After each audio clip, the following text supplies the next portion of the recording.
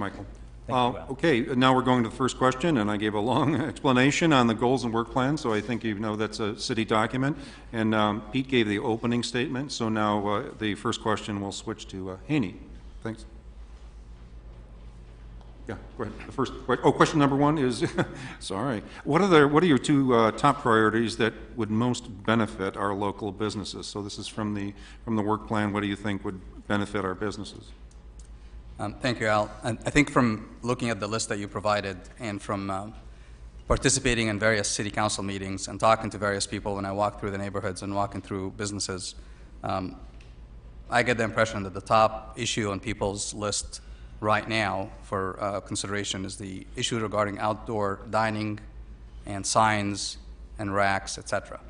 I've sat through here where people came in from restaurants and from stores that basically said that we've been doing this for years and years, and sometimes some people were doing it for decades, and all of a sudden they got a directive from the city council to remove their tables and their equipment, and had a significant impact on their business, and they're looking for the city to basically find an answer or a solution for it. I'm not in this debate advocating one decision or another. I'm just saying that this is an issue that's before the city council for consideration, and I think the business owners in our city deserve an answer. And deserve it to basically have certainty in what they can and cannot do with the outside, sidewalk area. One issue of caution that I would want the city council to be considering is to make sure that there's enough accessibility on the sidewalks, whatever they decide, to make sure that there's accessibility for the disabled people, because there's obvious requirements for ADA and potential liability for the city if the city is not providing ADA access on our sidewalks. You can summarize.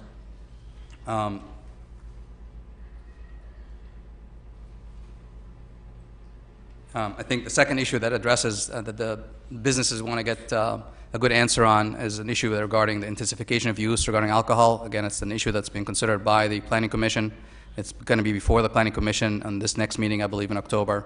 And after that, it's going to go back before the City Council. And I think, again, I'm not taking a position one way or the other, but I think it's good to have our businesses have some certainty of what to expect, what they will be allowed to do or not allowed to do going forward. Thanks. Yeah, Steve?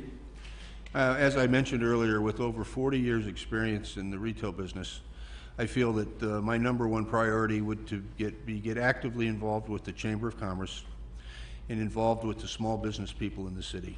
Okay, as a city council member, I believe I could help the small business community come up with new ideas, creative ideas on how to increase their revenue and their productivity. Okay, I would make myself readily available to these small business owners through the city through the Chamber of Commerce, and help them the best that I could. Okay, I would work diligently as a council member with the planning department to help streamline the process so that small businesses could get up and running as quick as possible. Thank you. Yeah, thanks, Steve. Michael? Yeah, thank you. This is actually an important item for me, in particular, because one of the things I promised when I first ran was that we were going to actually institute some long-term goals, and this work plan is the product of those long-term goals. If residents actually look at it, there's probably a little bit too many. I think we might be overreaching a little bit, but there are about 20 to 25 long-term goals that the council is committed to for the community. I think that's incredibly valuable as we try to address on a consistent basis bigger issues and issues that are more important to the community. Two quick things that are on top of my mind in that plan related to businesses. One is the current PCH aviation planning sort of work that we're doing. We revitalized Upper Pier. We promised that next was going to be PCH and aviation corridor.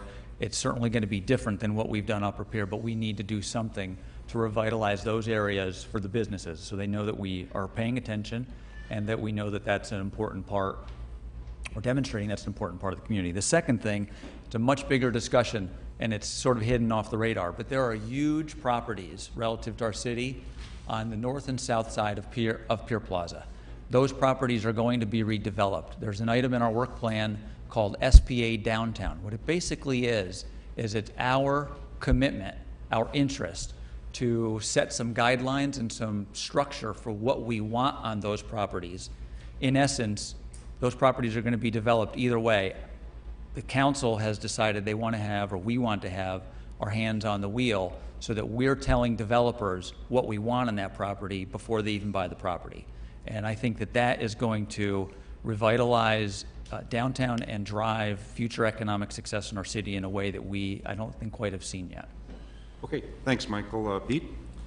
Thank you. The one that comes to mind that as Michael spoke about earlier was Pacific Coast Highway and Aviation Boulevard. That corridor is our economic engine in this community. We get more sales tax and revenue out of that stretch of highway and the boulevard than anywhere else in this community. It's been neglected for probably 50 to 60 years. We have a committee now that has been looking into the improvements, and I'm a staunch supporter to revitalize that area as we did on Upper Pier. I was a great advocate of Upper Pier. I stuck with it. We had a lot of controversy, and in the end result, you have seen the results. I feel those results will also mirror on Pacific Coast Highway and Aviation. We need to look to find grant monies and maybe form what we call a business improvement district, where the businesses would come together, as we did years ago in downtown. We had a downtown parking enhancement district where the businesses participated and virtually bought Lot A and B for the city through their contribution. So it's something that we need to do. It's been neglected for a long time, and I feel that Pacific Coast Highway and Aviation is probably on the top of my list. Also, we need to create a more business-friendly policies. We need to streamline our CUP processes. We need to basically develop a guidebook or handbook, so when a business comes in, they can say, I'm a bakery, I'm a restaurant, I'm a bookstore, and make it a lot easier for them to come into the city. And also, we need to pass the city-sponsored business license tax measure. That'll be before the voters, and that will reduce rates for home businesses and give new businesses a break where they'll only have to pay a business license tax the first year and not worry about their total sales, net profits, and things like that. So it makes it much easier for businesses to come into Hermosa. So those would be my two items at this time. Thank you. Thanks, Pete. So we'll go to debate question 2, and once again, this is from the same City Council Goals and Works Plan, but this would be what are your top 2 priorities that would most benefit our Hermosa Beach residential neighborhoods? And that question would be starting with Steve. You know, I think that the residents could best answer that question. And if I'm elected to the City Council, I would propose to the Council that we form a committee of about 12 to 15 people throughout the city, from different parts of the